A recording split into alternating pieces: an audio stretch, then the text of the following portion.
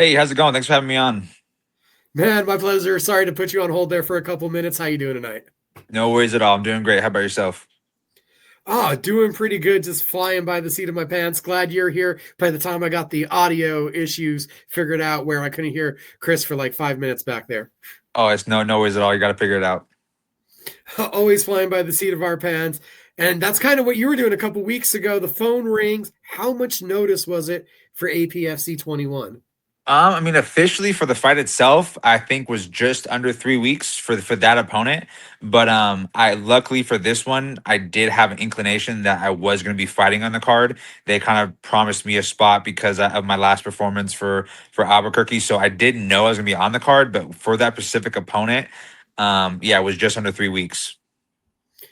We've seen your progression coming down in weight. Was there a strategic reason why you thought lightweight versus welterweight's going to be the path for you? Yeah, so I mean, if you look at early on in my pro career, I was kind of fluctuating between welterweight and lightweight. I already fought lightweight, I think, 3 times previously before this one, just because I figured that's where my home was going to be when I'm in the UFC and the bigger show. But then one thing I realized was, man, it takes a toll on me because I walk around, regularly, mid 180s. So trying to fight as consistent as I do, like last year I had 4 to 5 fights. This year I've had three. I realized I can't really fight consistently, killing myself to cut that much weight. So I kind of just had to change the game plan a little bit, go up weight classes to welterweight, middleweight, just so I can fight as often as possible. Well, then you lead to another question. Was it just a necessity, a hurry? Why are you trying to fight as often as possible? Yeah, just because I mean, again in my career, I like to stay active. I feel like with the success breeds success. The momentum, all that stuff. When it's on your side, I like to fight as much as possible because that experience, and then you just keep that success rolling. But early on in my career, one thing I was riddled with was injuries. I had a ACL blowout with a full reconstruction of a meniscus.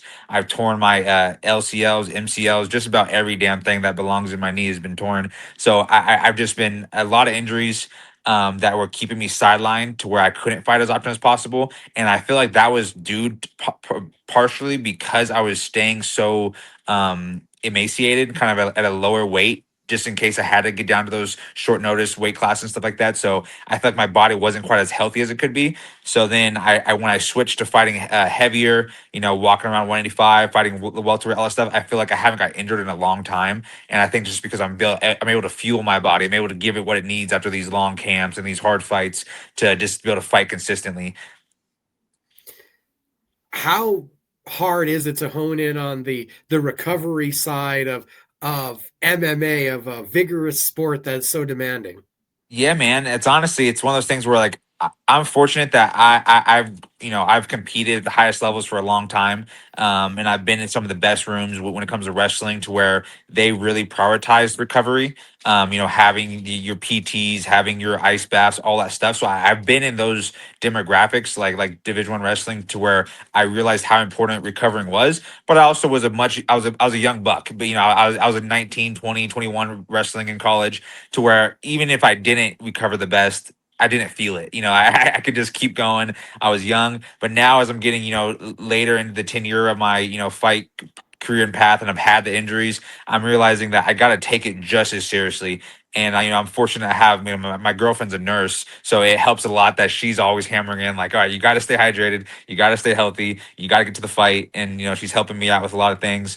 But also, I just have now I'm starting to get onto a bunch of PT, ice baths again. Just every day I do something to help my body, because I also every day I do something to hurt my body. So I'm trying to keep that dichotomy pretty even balanced.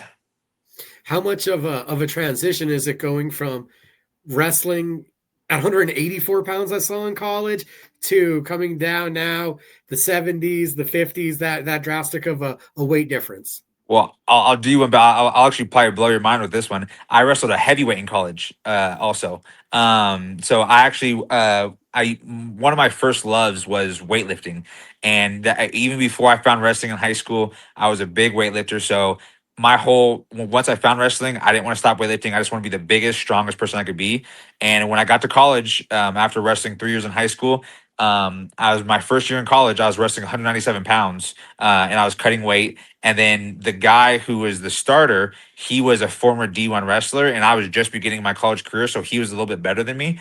So I decided to bump up to heavyweight and challenge for the spot, and I ended up beating our heavyweight out, and I only weighed at that time probably 205, but but yeah, so that year I was able to go to heavyweight.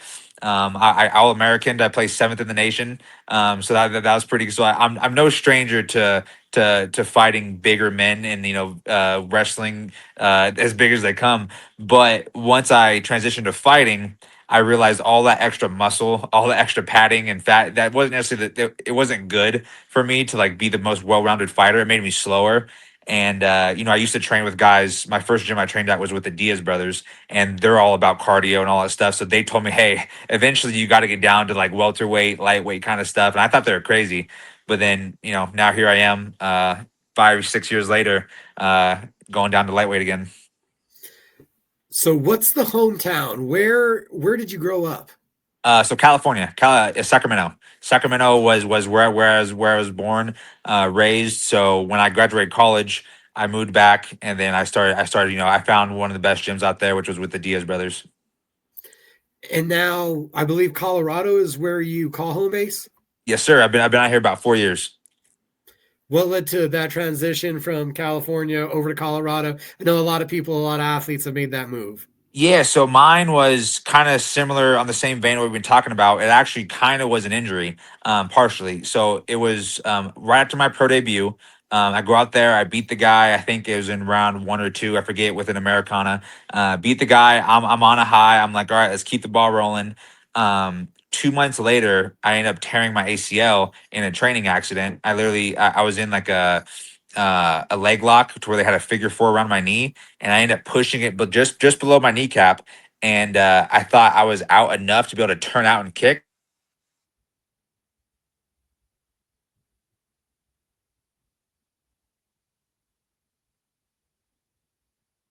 We were interviewing Logan Paxton.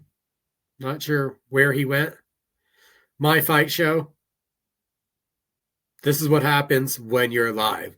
The beauty of trying to make a live show. Shout out over on YouTube, people watching, MMA guru Simon Feck. We're going to have to talk. You want to come on the show? Want to be a part of the show? We're going to have to talk. It's interesting. It's an interesting idea. Think we got Logan back. Gonna remove one Logan. Gonna bring in the other Logan. Hey, sorry about that. I got a phone Hey, call. there you It are. kind of just froze the screen on me.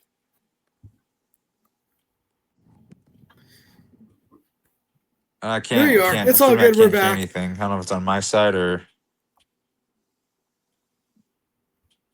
I uh can hear you. yeah, I can't no can't hear anything. Let's see. What about now?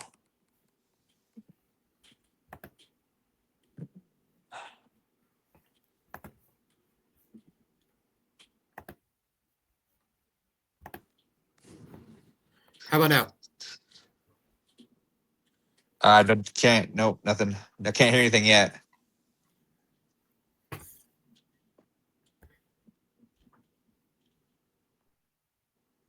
I'm not sure why.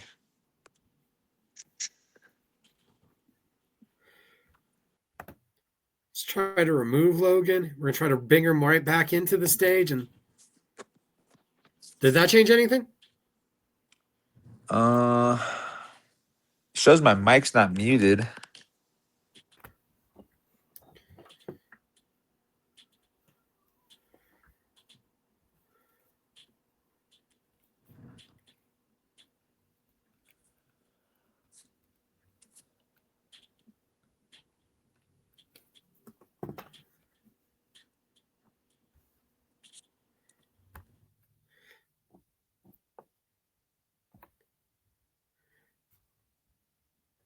Logan Paxton. We're gonna see if we can get him back in. 9 fight win streak spanning over 4 years. LFA debut, second fight of his pro career, and since then been on a win streak. Let's see if we can add him back. There we go. Sorry about that. It's okay. Okay. So I was bringing it up. 9 fight win streak, Yes, sir. 4 years. What has the 4 years been like and getting on this roll, this momentum? Yeah, no, it's been a hell of a ride, and like I said, just changing the thought, changing my mindset, being down to go up weight classes and fight anybody, anytime, short notice. These are all things I think a lot of guys shy away from, and eventually you kind of you flip that script. You're like, hey, I'm here to fight. That's my job. I'm gonna do it as often as possible. I'm gonna treat it like a season. You know, just like in wrestling, we had seasons where we're competing every week, and so it's like I want to fight as much as possible. If I'm not injured, if there's nothing wrong and that's keeping me from fighting, then I'm gonna fight. So that was my mindset. And yeah, these like you said, the past 4 years I've been just on a tear, fighting everybody. You know, going all over the country. I've gone to Alaska 4 times, just because they seem to have a plethora of guys that wanted to fight me. When I was having I was having a lot of issues getting guys on the regional scene out here. I don't know if they're looking me up, more well known in the area with wrestling and stuff, but they weren't having trouble in Alaska. So I was like, hey, I want to fight as often as possible. If someone says yes, I'm gonna fight them. And so that's what it's been. Just been chasing the dream. And like you said, now we're 9 fights and 9 finishes. At APFC 21, we have a lightweight title fight participant fallout. Was there any conversation? Was there a disappointment that you weren't a part of the conversation? Did your name come into that play? So it didn't, in the sense that they didn't entertain it. They told me they would have, because that's what we're good, and they wouldn't give me the option. But it was they filled it, and then they told me why they didn't want to put me up there for that. Is that they wanted to give me, if I was gonna go for a title, because they are also my management. They didn't want to do they didn't want to do it on like a week's notice, or what, I forget what it was, a week and a half notice. And then so that was their thinking, was like, okay, you already are doing a short week notice with this opponent, let's not jump the gun and do it again, because I'm kind of in a position to where I don't need to, like, I don't need to do anything that isn't warranted for my career. Like I'm in a good spot. I'm 10-1, 9 finishes. So it's like whatever we do next, it has to be calculated. It has to be smart. And it's like there's no, for the young guns, the guys who need something to prove, I think it makes more sense for them to take like a risky fight or do these kind of things. But for where I'm at, I think if I'm going to take, an opponent on and for a title and all that stuff, then I probably would rather get, a more of a camp or more preparation for that specific opponent. So that's kind of was a thought train on that matchup. You couldn't even, you probably want to think it. Everybody wants to say it. I'm going to come out there and I'm just going to roll through my opponent. But did you impress yourself with the first punch landing a knockout victory at APFC 21? Yeah, man. It's like it's yes and no. So the funny part is, I have a great coach in Ryan Salisbury. He's my head coach out here in Colorado, and he studies film. He game plans so well, and I don't do nearly enough, I'll admit. But he kind of picks up that slack for me in the sense that he saw this guy's tendencies. He knew, the kicks, the spinning kick he threw. My coach threw that at me so many times, so we knew he was going to throw that, because there's just certain things guys are going to do in the fight because they do in all the other fights. And then also when he backs up, he tends to kind of outstretch his hands a little bit and kind of expose his chin a little bit. So the amount of times that he held the pad right there on his chin for me to crack with my right hand was astronomical. So the repetition, to kind of ingrain that in me, that was going to be there, gave me that confidence to find the button, to find the mark. But I will say the part that did surprise me was that how, him falling. So like I get right away when I threw it, I was looking it in, and I expected him to maybe hit the cage, kind of shell up. I was gonna work my underhook series, work him on the cage, because that's one of my favorite positions, is kind of working people on the cage and tire them out. But then when I saw him falling, right after the strike, it did surprise me. But then I knew to capitalize, jump on him, finish the fight. And it's funny because I told my coach, and I was just talking to Drew Dober yesterday. I was like, it's insane because literally I didn't even feel it. when it connects so on on that jaw muscle and they move, you don't even feel it. It felt like I hit air. It didn't even feel like I it didn't feel like I wound up the punch. It didn't feel like I was throwing a bunch of heat behind it. It was just fast, and the timing of it was just on point to where I literally didn't even feel a thing. And so in that sense, it surprised me. What is the next goal, the next mission? What do you see ahead of yourself now after this one? Yeah, I was a little disappointed. I'll say after the last fight, the great performance, everything went to the T of how I'd want it. A 33-second knockout. I wanted the microphone because it's I'm on Fight Pass. I wanted to get, call my shot. I do know that's a little bit more for me and the fans and all that stuff. It's if the UFC's watching, which they are, they're looking for the execution. They're looking for how well did you finish the fight, and I at least did that. But what I was going to say in the interview was, what's next for me is like at 10-1 and fighting as often as I do, and having proven that I'm willing to fight anyone, anywhere. I think the UFC is the only logical decision. It's kind of the caveat is I don't want to wait around. I'm still eager. I'm still hungry. And like I told you, post fight, I want to strike while the iron's hot. I right now I feel good. I took no damage. I'm ready to get back in there, and my talking with my manager, my team, they're saying maybe take a little bit of time, enjoy the holidays at least. So I'm definitely going to do that. I'm going to get fat and happy a little bit, and then start working my way back down. But I'd say in the short term, I want the UFC. I know a lot of fighters are calling for it, but I think I rightfully deserve it. I think I really do think I'm leagues above these guys on the regional scene, and I think my style is what the UFC wants. They want the guy that can control the fight, that can put on the pressure, that can dominate. Even though I'm a wrestler, and I don't know if you saw in that fight, I actually I got in on a deep takedown on him, but that was almost instinctual to find those shots. But then I actually let it go, and then I bounced back off because I knew that was my time to make a statement, to give the message that, hey, yes, I'm a wrestler. Yes, I can take you down, but I'm here to knock you out. I'm here to get the impressive finishes. I don't see my fights going the decision anymore because I think too many guys want to play it safe.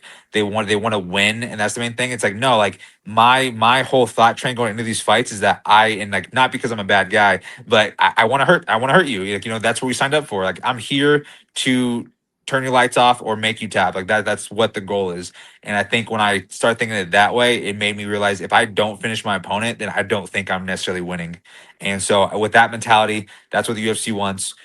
If for some reason that doesn't happen in the next few months, I do know there's another APFC card in March in Albuquerque, and because I'm definitely becoming a local favorite. I'm getting a lot of fans. I have a lot of guys messaging me saying how awesome my fight was. I think I'm growing a fan base there. That's kind of cool, and I do like it. So I think that's the place I'd want to fight if the UFC doesn't call in the next few months. Logan Paxton on a 9-fight win streak. He's one of the names that you should know now because he's going to make an impact when he gets to the UFC. My man, I couldn't agree with you more. I got to thank you for taking some time out of your evening to drop by and jump on the show. Yeah, man. Thank you for having me on, and I look forward to seeing you again if we cross paths at APFC.